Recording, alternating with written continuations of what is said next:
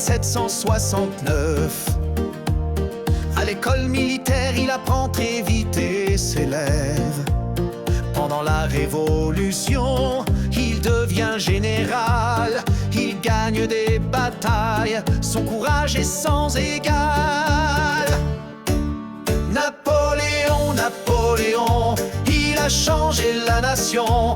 Des victoires et des leçons, un chef plein d'ambition. Napoléon, Napoléon, un empire et des missions. Mais au bout de son grand nom, il reste son héritage pour de bon. La la la la la la, la la la la la la.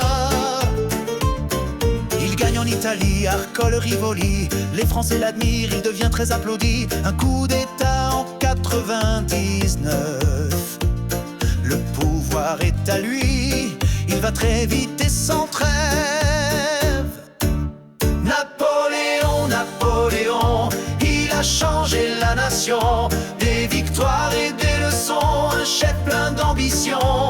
Napoléon, Napoléon, un empire et des missions. Mais au bout de son grand nom, il reste son héritage pour de bon.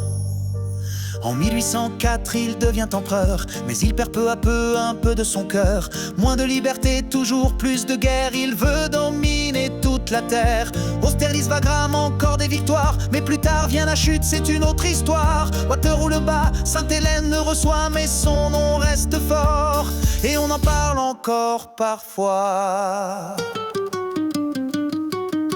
Les lycées, le bac, les lois, les préfets, ce sont ces idées qui nous sont restées. Un chef, un héros, parfois contesté, mais dans l'histoire de France, il est bien gravé. Napoléon, Napoléon, il a marqué la nation. Des victoires et des leçons, un destin, une passion. Napoléon, Napoléon, du passé une vibration. Et dans nos institutions vit encore